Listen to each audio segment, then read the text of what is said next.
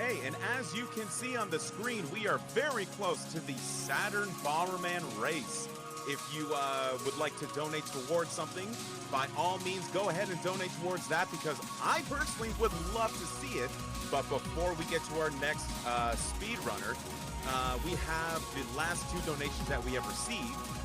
We have an $8 donation from an anonymous person with the comment, "Much love, congrats on the first hundo." Very entertaining. Thank you so much to that person who has donated.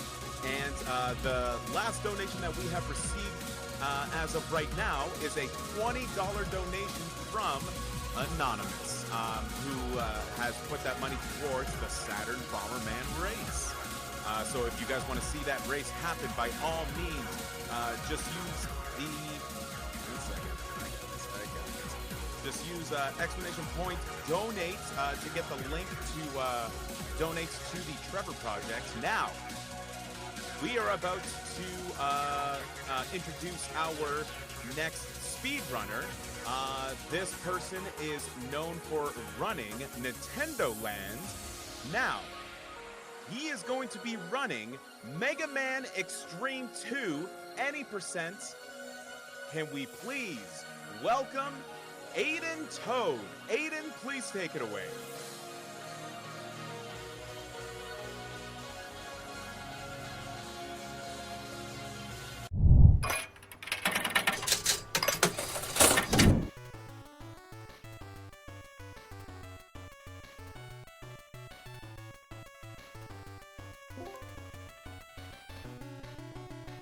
Hello, and this is going to be the run for Mega Man Xtreme 2 for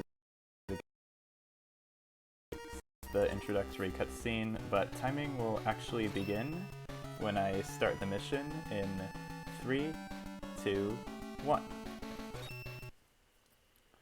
So the mission starts with just another introductory cutscene. So on the title screen, as well as here, we learned that we are investigating an island in which the souls of the Reploids have been getting erased. So right now I'm controlling X, who's this blue guy here. Although the game is structured as sort of two concurrent narratives, where in the X mission, which is the category that I'm doing right now, I control X to defeat 4 Guardians. And in the Zero mission, where I control Zero, who's the red guy, I just play as Zero and do the same thing where I defeat the 4 Guardians as Zero. In total, there are 8 Guardians, and they basically just divide up the work and conquer in order to investigate what's going on in this island. So this here is just sort of a tutorial level in a sense, where you can get a grasp on the controls before jumping into the main event. One important thing that should be mentioned is that before the run started, I changed some settings. I got a bad pattern right there. The spiked wheel thing is a bit tricky for me to deal with. But anyways, in the settings before the run began, I enabled rapid fire so that I can just hold down the shoot button and it'll rapid fire instead of charging up a charge shot. And that's particularly effective against this boss because he doesn't really have that many invincibility frames, so by just jumping up to him and rapid firing his face, he goes down really quickly. And yeah, that was the starting level. Off to a bit of a rocky start because of the bad RNG, but it could be worse. Anyway, now that we've gotten past the first boss, we're going to meet a new character. This guy's name is Gareth, and he is the one responsible for actually erasing the souls of the Reploids. Now, we don't yet know why he's doing this, and he basically challenges Zero and X to defeat the 8 Guardians on this island because he's so stubborn that it would be easier for them to defeat 8 Guardians than it would be for them to just talk to him right now to find out what his plan is.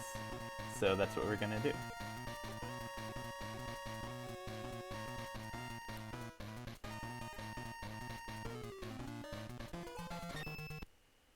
I'm also playing on the Japanese version of this game because the text scrolls faster. It saves about a minute over the English version. But anyway, we've moved into the first main level of this run. This is going to be Neon Tiger.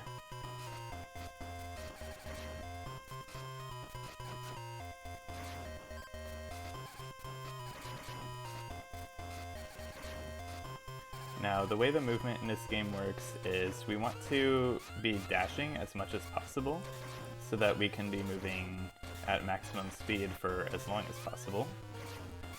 And this game has two methods of dashing.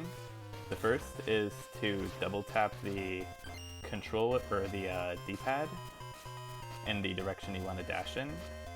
And this is the one that's used more often because if you dash that way and then jump, then it lets you carry your momentum from the dash and lets you jump really far, really fast. And I messed up the jump input right there. I must apologize, I'm a little nervous.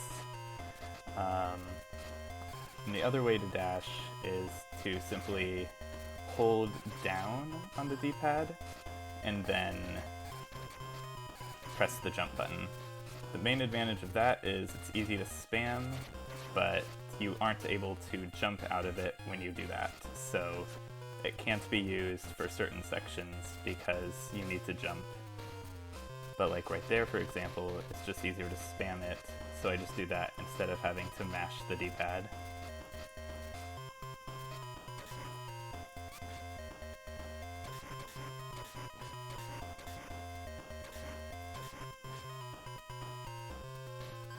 Right here we can just sort of fly over the whole thing. And here is Neon Tiger. As is the case in most Mega Man games, all of the bosses have a weakness that is obtained from the abilities you gain from other bosses.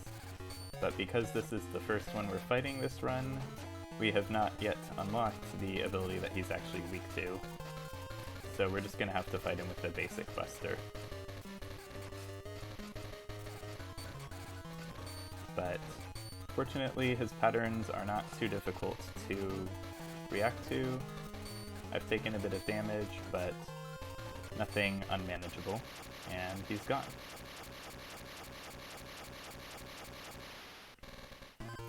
So from this first boss, we unlock the Ray Claw ability, which is like a short melee attack. Basically, in front of us there'll be a little slash, and if an enemy runs into that slash, then they'll take damage. It is not too useful for us for the most part, but it does happen to be this boss, Volt Catfish's elemental weakness, and as such, we're going to do its stage next.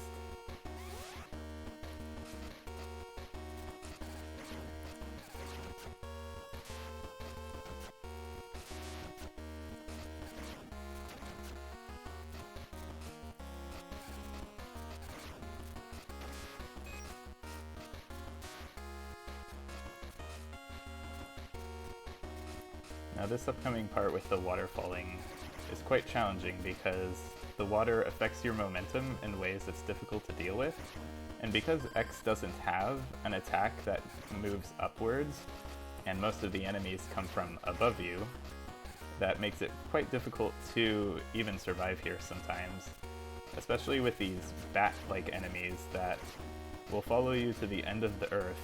Even if they hit you, they do not quit, they just keep going. So I will get this health pickup right here. And then right here, if you go up off the top of the screen, you'll find a optional upgrade. You can skip it, but it's required to beat the game, so it's a bit surprising that the developers let you skip this, considering I could totally see someone playing through this level and missing it. But anyway, what this upgrade does is gives us the option to do... oh shoot. Gives us the option to do a mid-air dash, like what I'm doing right now, as well as an upwards dash. And both of these movement techniques are very useful through the run and allow me to go a lot faster. Like right here where I did a little cycle skip to avoid that water. Now the normal blue water just pushes you back, but for this room and the ones that come after it, the water is flashing yellow, presumably electrified by Volt Catfish itself, and will insta-kill me. So for these parts, I have to be extra careful. And with that, we've basically made it to the end of the platforming part of the level. I'm gonna switch over to Ray Claw, which is Volt Catfish's weakness, just preemptively. And because of the way this game is designed, this boss becomes incredibly easy when you use Ray Claw, because I can just stunlock him. He doesn't really get to do anything, which is good because his attacks are really difficult for me to dodge. When I played this game casually for the first time, I got stuck on this boss for a short period until I figured out the Ray Claw strategy, because his attacks, I'm convinced they might not even be possible to dodge because of how he's able to blow you around.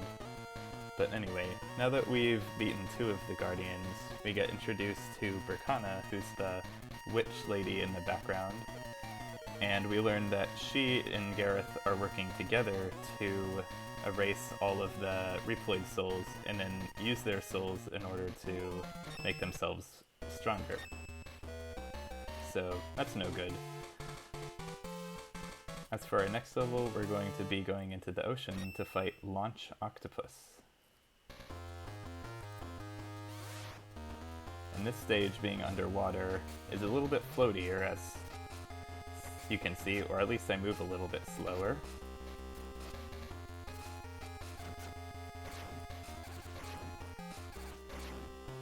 But there's also a lot of flat ground that I can just spam dashes on, so it's a bit of a mixed bag.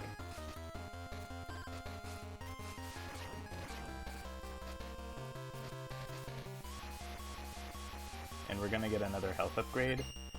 A surprise, despite this game being very difficult, a pretty viable strategy for a lot of sections is to just damage boost through them. And because of that, having the extra health is very useful. It's also, if you're going to be using the world record strats, necessary for one of the later bosses to beat them quickly, but I'm going to be doing much safer strats for this run so that I can actually finish it.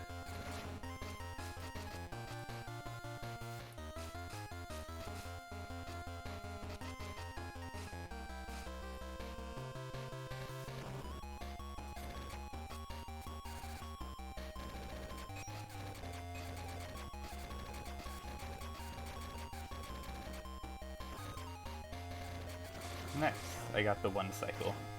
Although unfortunately, because he died while he was like in the ground, I wasn't able to pick up any health upgrades. But it's alright. I think we'll manage. So this here is Launch Octopus, and his weakness is not the Ray Claw, it's the Tri-Thunder, which we obtained from Volt Catfish.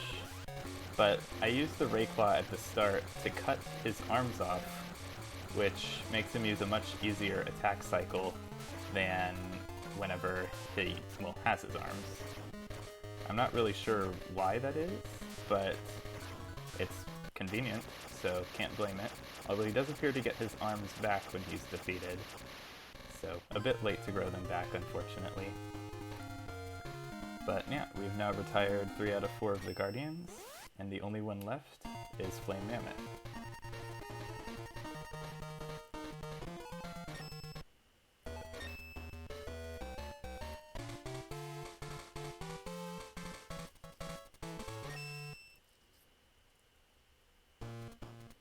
Now, because I have 0 lives right now, and I have a tendency to almost always die against Flame Mammoth, I'm actually going to intentionally take a death right here, because if I die against Flame Mammoth, then I'll have to go all the way back to the start of the stage, and it would lose way more time than just taking a death right here.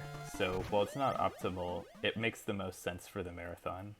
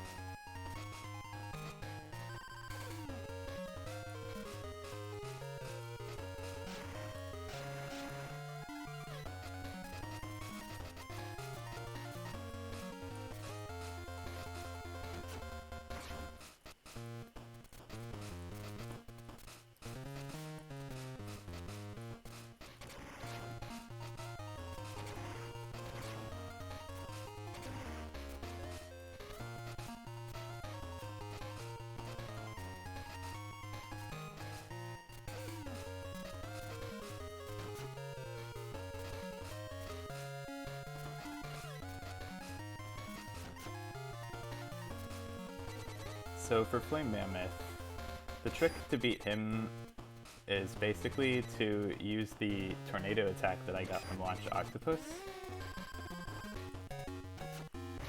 But he just kills me in one hit right there because I didn't have much health, which is why I took a death at the start so that I wouldn't have to restart the whole level whenever that happened.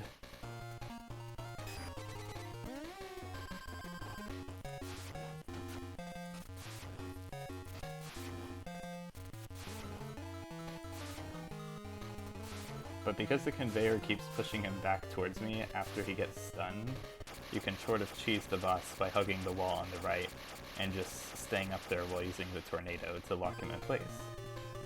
So yeah, now that I've beaten all of the level's guardians, we're going to move on to the final 3 sections, where we're going to try and challenge Gareth and Berkana. Although unfortunately you won't get to see the Gareth boss fight because that's restricted to the Zero mission.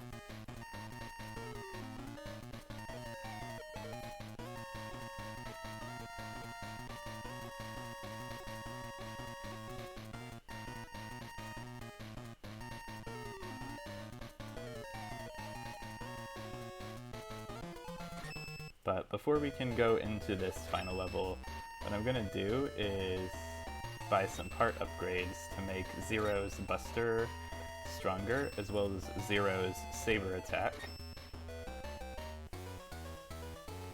And then, unfortunately, I also have to manually equip these. And then, now that we've gotten into the final level where Zero and X's stories converge, I can actually play as Zero, which is nice because Zero and X do not actually share HP. Zero and X do not actually share HP, which means that if I play as Zero, I can just use him sort of as a damage sponge, which enables me to get to the boss using Zero and then basically switch to X and go into the boss using full health. So if I take some damage during the stage itself, it's not a big deal.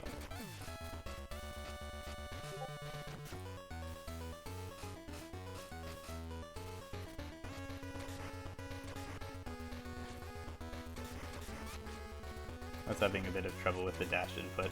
Unfortunately, it has been a bit difficult for me because I'm not used to doing double taps as inputs, so doing the dash is sometimes doing them consistently is challenging for me, so sometimes I might drop a dash.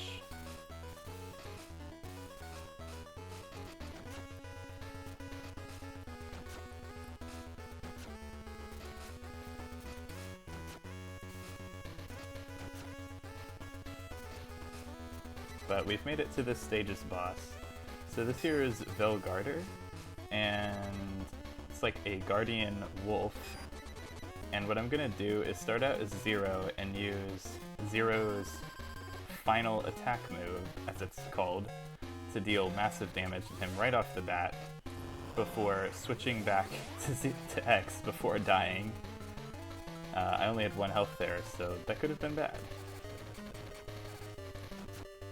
But luckily with X's upgraded Buster, I do a lot more damage to bosses now, and can take them out a lot more quickly. So each of my pellets was doing 4 damage instead of the normal 1 damage.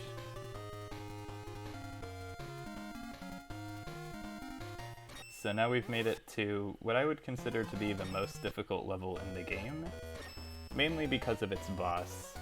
And while I hate to do this again, being at 0 health, or at 0 lives, this boss is almost certainly going to kill me, so I'm just going to take a death right there to get my lives back. Not something I would have done just while grinding the run, but I don't want to lose too much time taking on the most risky strats possible. Although sometimes taking risks can pay off. So right here, I'm going to be doing a trick called Platform Skip, which saves a little bit of time, and looks pretty cool in my opinion.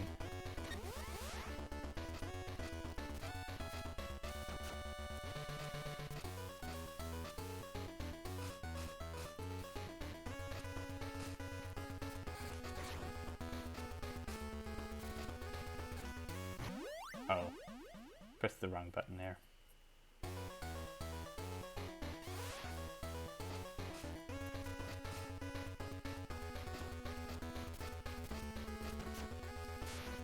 I think my phone's getting an Amber Alert right now.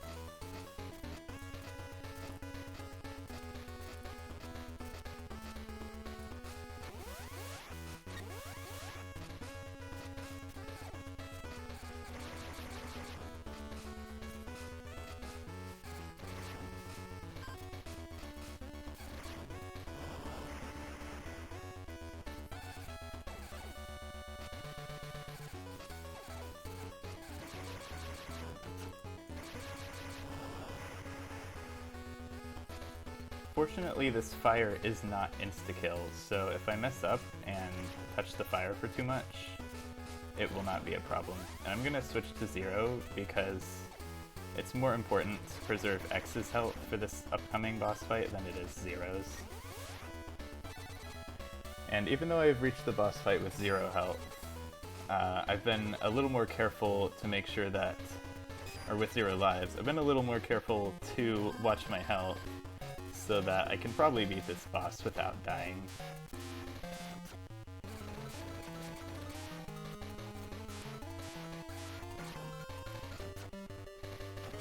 But I can sort of cheese the boss by standing right here and just slashing away with 0 because he'll destroy all of the rockets, and then I can just sort of hit the top of his head. But yes, this boss casually is extremely difficult because the entire tank has a hitbox and takes up basically the whole screen. So you only get that one tiny platform to stand on, and that's that. And now we're moving on to the final level where we're going to challenge Bracana herself, and 0 is going to go challenge Gareth. Speaking of, this is the last we'll see of 0 for the run. They're going to part ways shortly, but I'm going to use him once again as a simple damage sponge so that X can have full health whenever going into this last section here.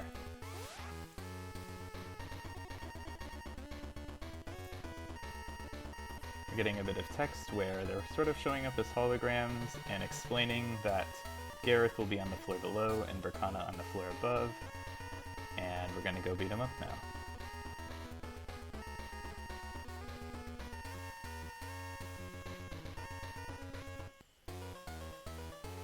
One thing I'm going to do real quick is change the settings so that pressing the select button will simply change X's weapon instead of swapping between X and 0.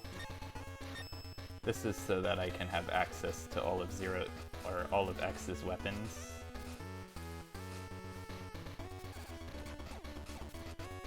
Without having to pause in the future.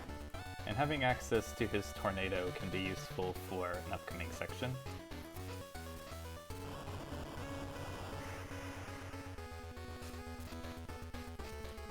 Now, that water there is insta-death, and it also causes the game to lag, funnily enough. So, I have to be careful there to make sure not to touch it. I'm getting bullied by the bats here, but fortunately I'm getting enough health upgrades that I'm not too worried.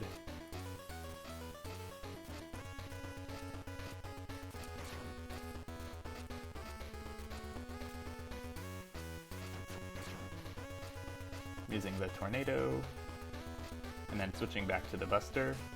Timing will end whenever I land the final hit on this boss here, so it should be fairly shortly, in about a minute.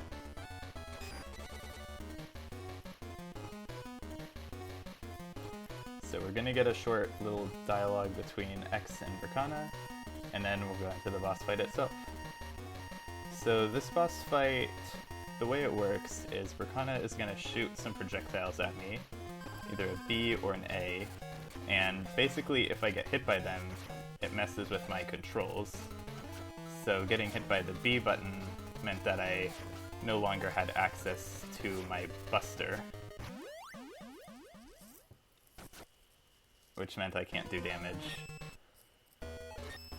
Well, that's a shame. So I had 0 lives, and I took the risk of going through the whole level, which means now I have to start the level all over again.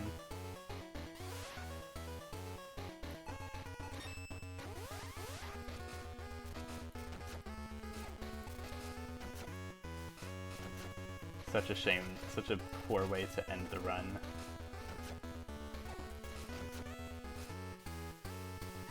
Fortunately, this level, like all the levels, is not actually that long.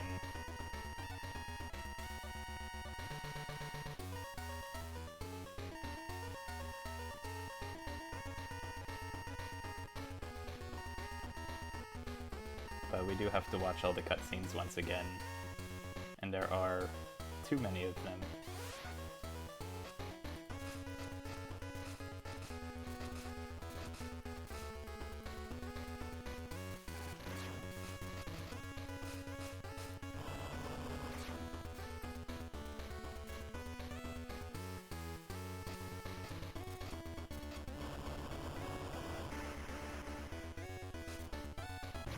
And I barely touched the water there, so...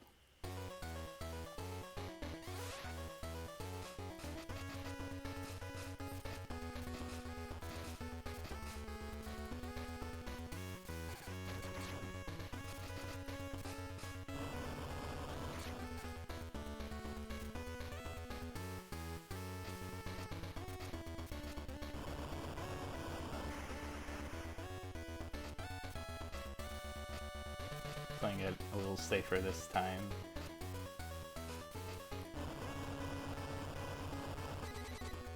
Fortunately, like I said before, the water won't spawn once I get past a certain position, so I was basically in the clear once I'm able to land on top of that platform there.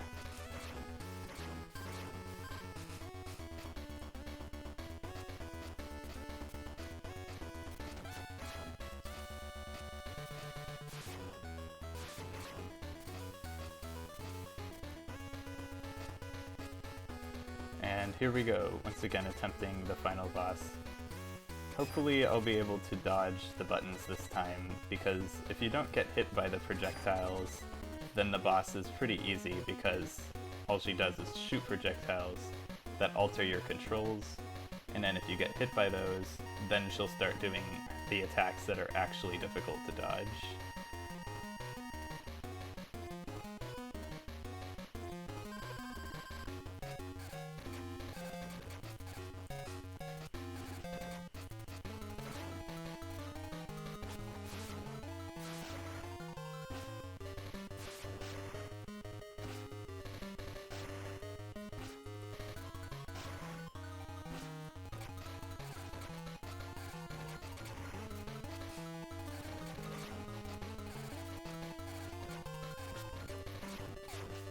Oh man.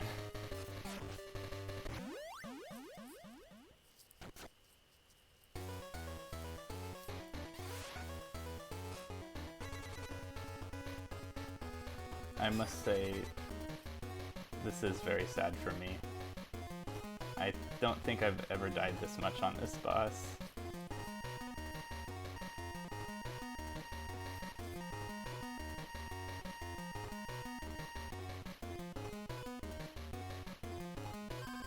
Even in my casual playthrough, I beat her on my first try.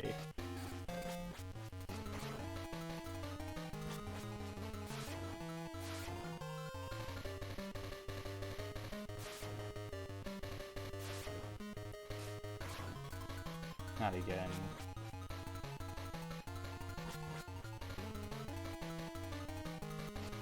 But yeah, I got hit by the A, which meant that I wasn't able to jump.